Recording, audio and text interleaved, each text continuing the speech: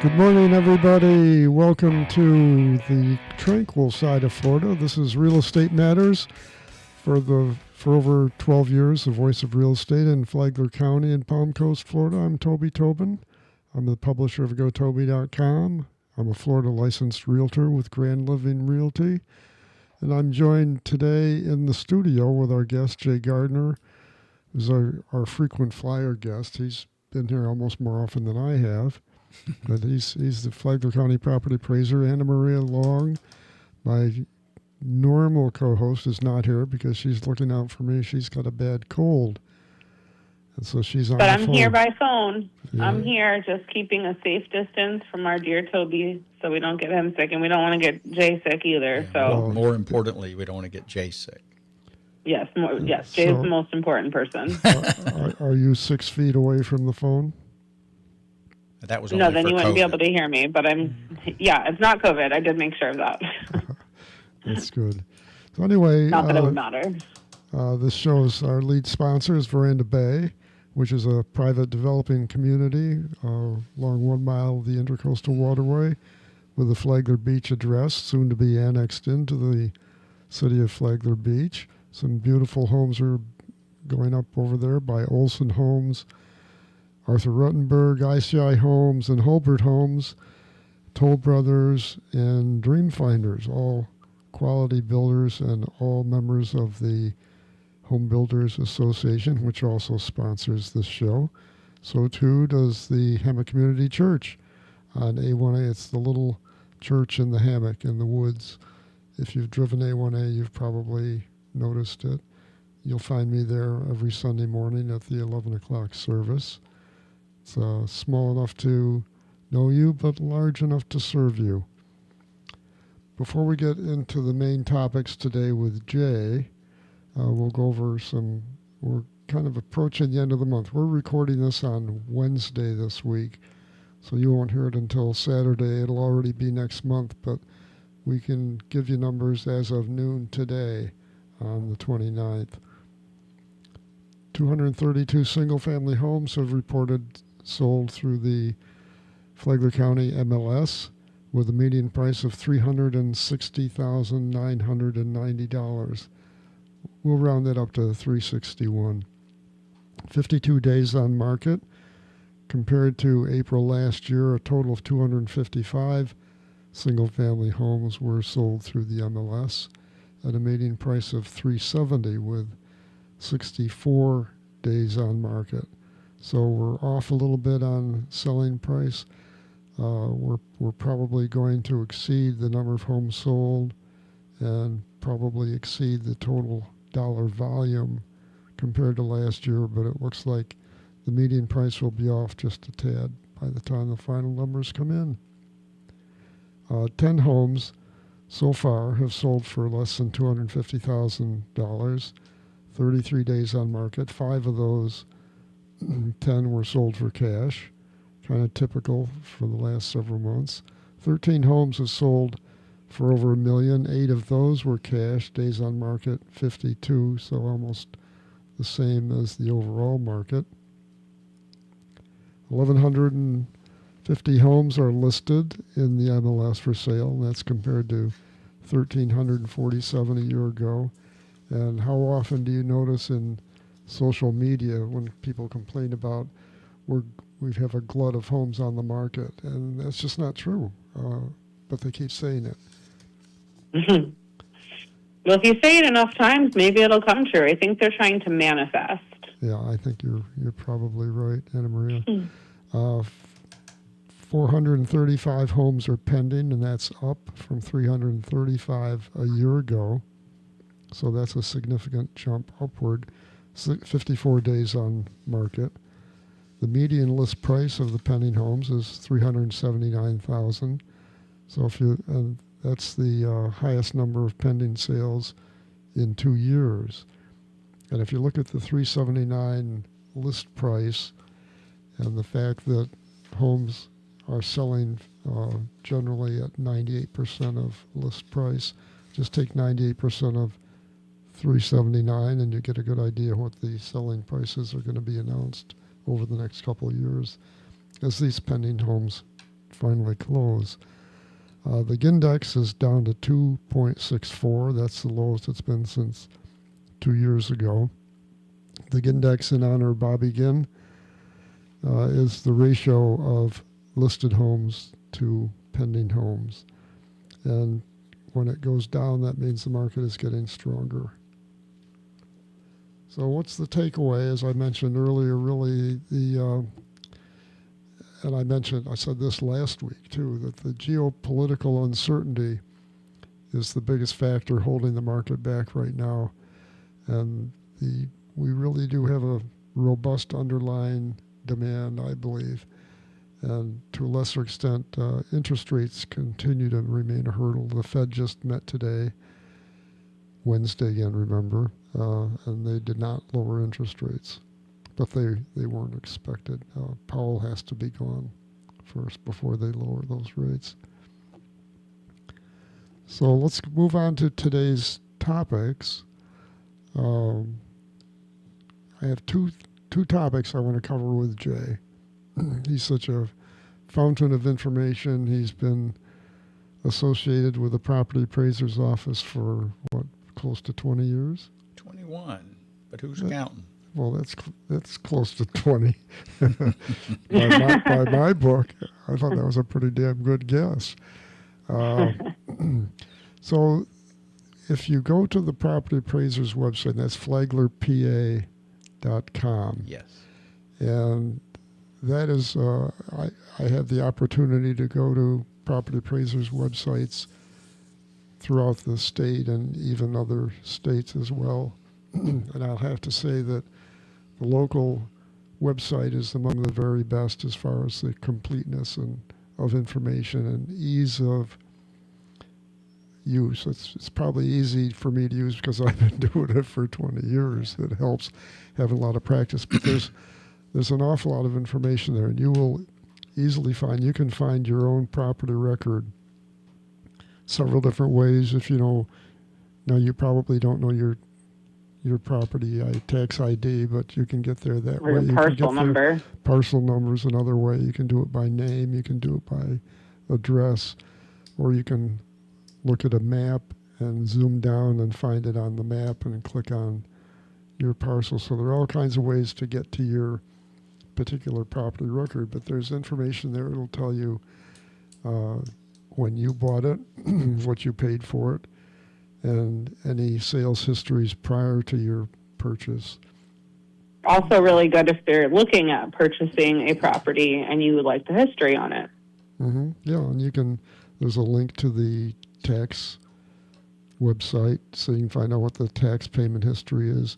There's a tax calculator. You can, if you input the correct information, it'll give you a pretty accurate estimate of what your property taxes will be. It's a pretty damn good website. Toby, you can also link to the clerk's office and get a copy of your deed, so don't pay someone $120 to buy a certified copy of your deed when you can print one for free. And, You mean all that mail I get is a scam, Jay? I didn't use the word scam, but it sure is. I did. It's marginally ethical. It's unnecessary? You mean I can just get it for free from my local clerk's office? Well, not free. You want a certified copy, they're going to charge you a whopping $2, but oh, wow. instead I of think I can handle that. 110 or whatever those companies. Yeah, but they probably charge I you love a extra deal. 2% if you use a credit card. Well, take your $2 with you, Toby, okay? I don't want to hear you griping about it.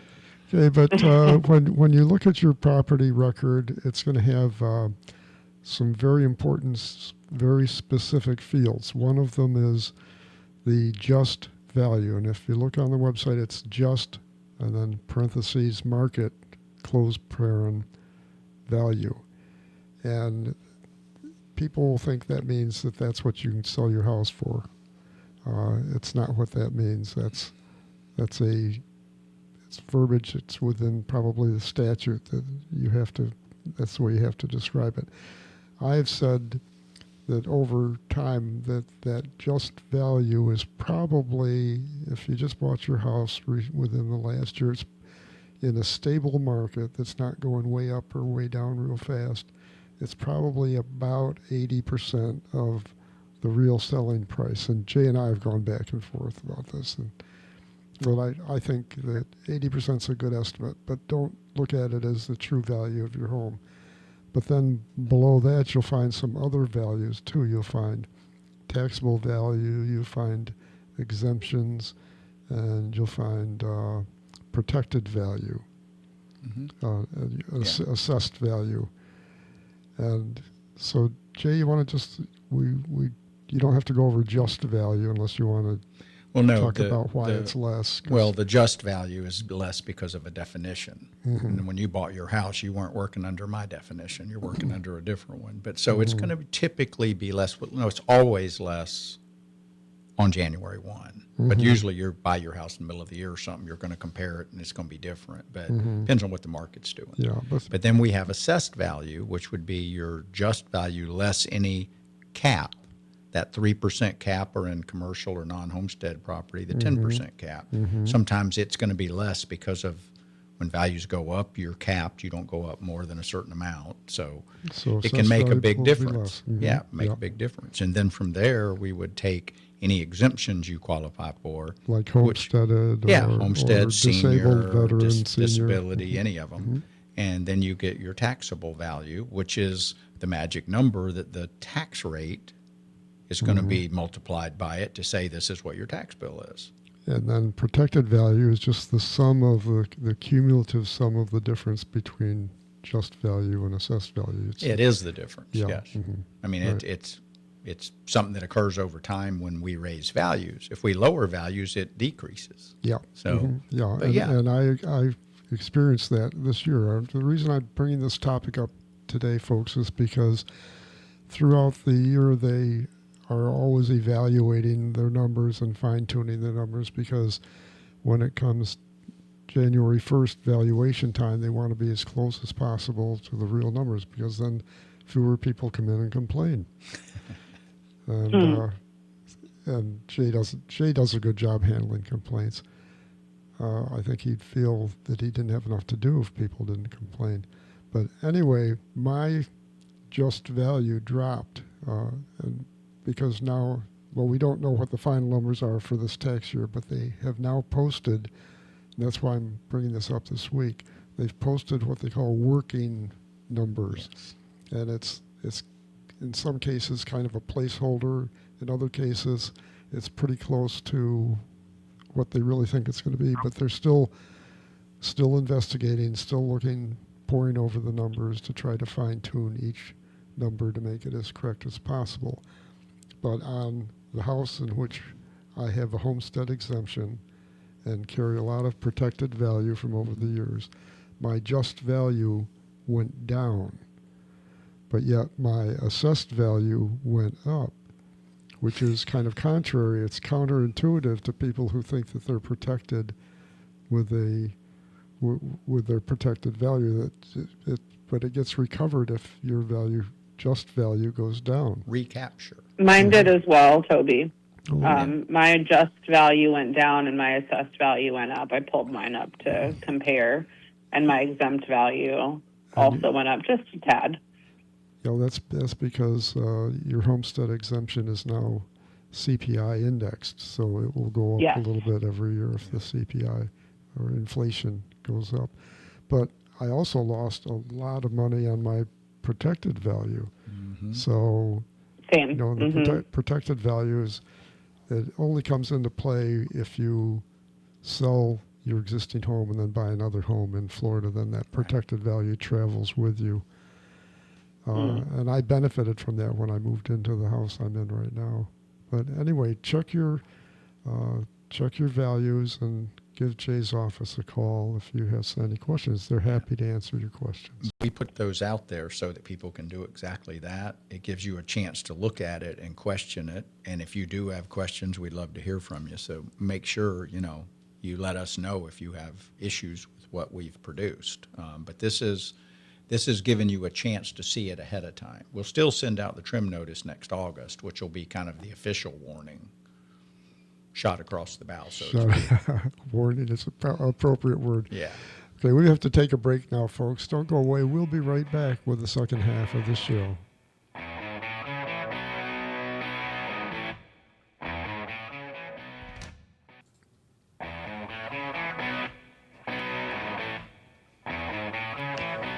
Welcome back, everybody. Thanks for staying with us. This is the second half of Real Estate Matters, brought to you by Veranda Bay. If you want to find out more about that beautiful community, go to verandabay.com. We were talking about the property appraiser's website and how valuable it is and how much information they know about you that you didn't really realize. Florida's an interesting state. They have sunshine laws that are probably more liberal than most other states have. But you can find out things about people in Florida that you probably couldn't find out about people if you lived in any of the other states. That's why your property record is as thorough as it is. I believe that's also how we've come to have Florida Man and Florida Woman, because we put all of our business out there. Yeah, I think so. But there are some cases in which that is not true. And Florida has passed a statute, in spite of sunshine, that exempts primarily public officials from their personal information being so readily available via the website, the property appraiser's website, or the clerk's website, or the tax website. And so I thought we'd talk about, that's something that most people don't realize. They're shocked to And we came across a gap a couple of weeks ago. I did, in my own office, just working with the public in regular capacity, found a gap where we learned, the difference between clearing your registering your exemption with the county, which is very vast, but we found out that there needs to be some secondary work if you live in another municipality, if you don't live in unincorporated Flagler County, which is what brought this to light. And I think it's so important that we get this information out. Yeah, there's, you said vast information. Did I hear you say that, or did I just mishear that? Or was it half? Already forgot what I said. I think I might have said vast gap. Vast gap. I don't know. What was the difference you were talking about? So we learned. By complete accident that if a person has their exemption filed with the property appraiser, while all of their information was in fact completely protected by you all. And I, talked to Michelle in your office, who's wonderful, and we confirmed all of that is true and correct. However, the person's information was still available on building permit records in another municipality. Mm-hmm. Yeah. And that can be really dangerous for the people who this statute protects. But the statute protects you by giving you the right to be confidential. Yeah, it doesn't. But it does not do it for you. You're responsible. Correct. So if you're living in Flagler County and you come to see me and you say, okay, well, I'm law enforcement and I want to be confidential, we document that you are, and then we take your record and make it so that your name and your mailing address are not available. Now, the information on that property can still be looked at, but it's not ever going to have a name on it. And so you can't search on that name if you were a bad person. And the only thing you just took care of was the property appraiser's office, and by default, it's going to wind up going to the tax collector's office as confidential. That's it. If you put a fence in your yard and you needed to get a permit to do that with the county or the city or another county, another city, it's your responsibility to go to them and make sure that you're confidential. Everything you do, it's on you to do it. They didn't do a statute that says, we're going to take care of this for you. And that's exactly where the lack of information is. And it's not on your part, it's lack of knowledge to the public and to the people who are meant to be protected. I believe that they just don't know that they need to do that extra step. they do know enough to ask for it. And if you come into our office, I mean, that's the first thing I would tell you is to listen, when you leave here, you got a lot of other worrying to do. I mean, because we don't do that for you. So it is a right you have, but you're going to be the one exercising it. So whoever had a problem, I don't want to be mean, but it was their fault, period. Because they're the ones that are asking for something special, and they have this right because of the statute. It very clearly designates who can and who can't do this. I mean, if you, an example, a guy came in and his estranged son was going to be getting out of prison, and they didn't want to be found. And there was nothing in the world I could do to help the guy.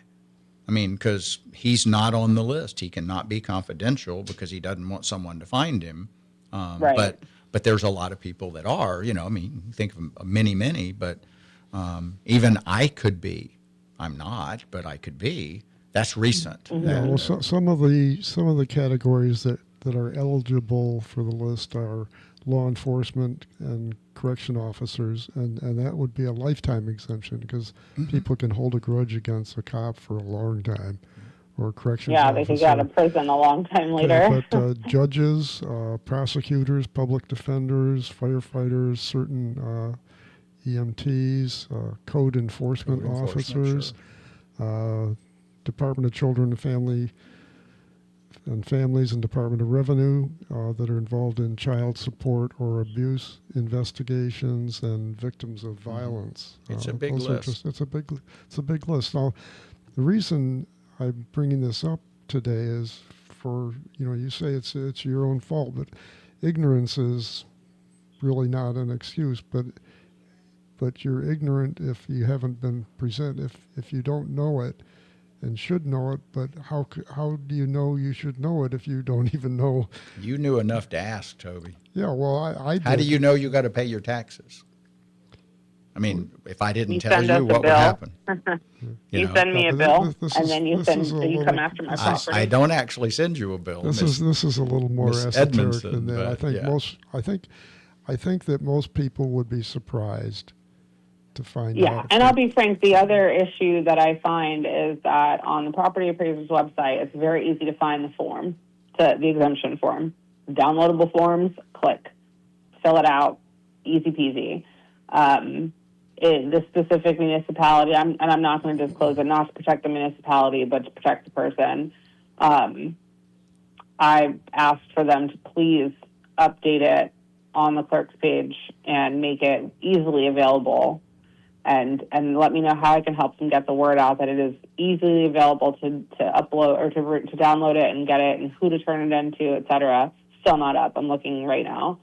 And do I think we need to hold everybody's hands? No. But when we're looking at this list of people, these are the people who, they don't have time. Moving is one of the most stressful times of your life, scientifically backed. And I just feel like it's like the very least we can do, right? The people who protect us and who the state statute says that are allowed to have this protection.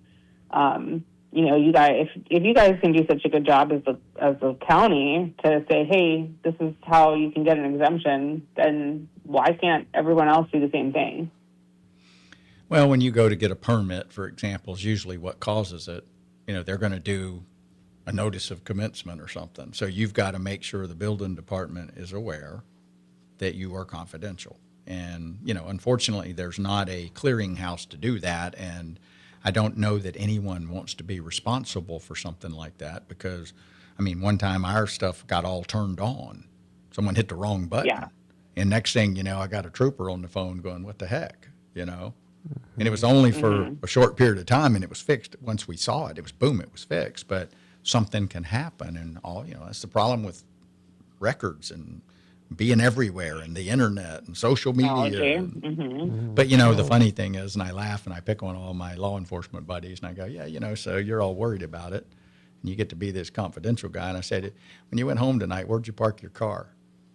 right in front Yeah. of the garage door. I said, everyone knows I where know. you live. Are you kidding me? But not everyone does that. And retired law enforcement, Yeah. especially, or judges, they don't have that. Prosecutors, public Well, defenders, you know, firefighters, they're not bringing home a fire truck. the funny thing is that a lot of the retired people, the people who've been out for a long time, they undo it because it causes problems. Insurance company, loans, anything you're doing, they can't get the information. It causes problems. So once nobody's out to get you, quite often we have people undo it so that they don't get the aggravation from it. But yeah, it's something fair. that we'll That's their keep on prerogative. trying to publish the information because I agree with you. Well, we got to wrap up. We're running out of time. Anna Maria, you want to handle the wrap I up? know the drill. So video podcasts of real estate matters are available on gotoby.com. Just click on podcasts on the top navigation bar. Show notes are included so you can see what we didn't get to on the show. Also on gotoby.com is the Flagler County interactive map of residential developments and subdivisions, which is updated regularly. And if you have a question or a suggestion for Real Estate Matters or gotoby.com, Yeah, give me a call, 386-931-7124, or you can email me at toby@gotoby.com. And just try this exercise. Go to your favorite AI and ask this question. Tell me about Toby Tobin in Flagler County. Just that's it. Simple question. And you'll see why you should call me first before buying or selling property in Flagler County. You'll get a good referral to an excellent agent, and you get me tagged along as a free consultant at no additional cost to you. Thanks for being with us this week. Looking forward to seeing you all with us next week. I'm Toby Tobin, and I approve of this show.